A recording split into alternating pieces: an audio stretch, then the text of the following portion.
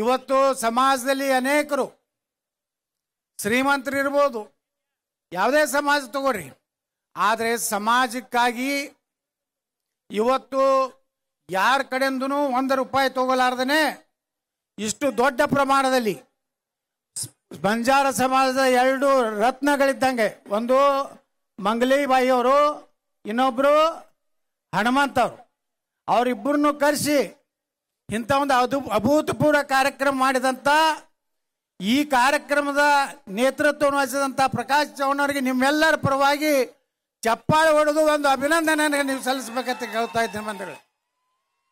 ನೋಡ್ರಿ, ಇವತ್ತ ನಾವು ನೋಡ್ತೀವಿ ಎಷ್ಟೋ ಸಂದರ್ಭದಾಗ ಕಾರ್ಯಕ್ರಮ ಮಾಡ್ತೀನಿ ಅಂತ ರೊಕ್ಕ ಎತ್ತಿ ಅರ್ಧ ರೊಕ್ಕ ನುಂಗು ಮಂದಿ ಅದಾರ. ಒಂದು ₹10 ಲಕ್ಷ ಕಲೆಕ್ಷನ್ ಮಾಡಿದ್ರೆ ₹2 ಲಕ್ಷ ಮಾಡಿ ₹8 ಲಕ್ಷ ಒಯ್ಯಿ ಕಳ್ಳರು ಅದಾರ. ಆದರೆ ಯಾವುದೇ ಸಮಾಜದ ಒಬ್ಬರ ಕಡೆಯಿಂದ ಹಣ ತಗೊಲಾರ್ದೆ ತಾ ದುಡ್ದಂಥ ಹಣದಲ್ಲಿ ಅವನು ನಿಯತ್ತಿನಿಂದ ಕೆಲಸ ಮಾಡ್ಯಾನ.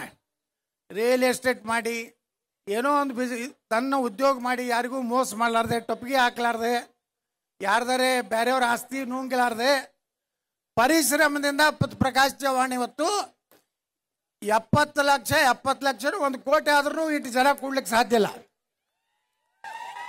ಅಂತ ಒಂದು ಕಾರ್ಯಕ್ರಮ ಮಾಡ್ಯಾನ. ನಿಮ್ಮೆಲ್ಲರ ಆಶೀರ್ವಾದ, ಹೊಸ ಜನ ಬರಬೇಕು. ಬರೇ ಒಂದೇ ಕುಟುಂಬದವರು ಎಲ್ಲ ಆಗೋಬಾರ್ದು. ಈಗ ನಾವು ಹೋರಾಟ ಮಾಡಾಕತ್ತಿದ್ದು ಕುಟುಂಬ ರಾಜಕಾರಣದ ವಿರುದ್ಧ ನಂದು ಹೋರಾಟ. ಅವರೇ ಅಪ್ಪಗಣ ಮಗ, ಮಗಗಣ ಮೊಮ್ಮಗ, ಮೊಮ್ಮಗಣ ಮೊಮ್ಮಗಳು ಬೇಡ. ಯಾರು ಹೊಸ ಸಮಾಜದಾಗ ಲೀಡರ್ಗಳು ಹುಟ್ಟಬೇಕು. ಅವರ ಶಕ್ತಿ ಇವ ಶಿವಾಲಾಲ್ ಮಹಾರಾಜರ ಸಹಿತ ಪರಿಶ್ರಮದಿಂದ ಇಂಥ ಒಂದು ದೊಡ್ಡ ದೇವರ ಸ್ಥಾನಕ್ಕೆ ಹೋದಂಥವ್ರು. ಆ ಕೆಲಸ ಇವತ್ತು ಬಂಜಾರ ಸಮಾಜದ ವಿನಂತಿ ಮಾಡ್ಕೋತೀನಿ, ನೀವೆಲ್ಲ ಒಕ್ಕಟ್ಟಿನಿಂದ ಇರಿ.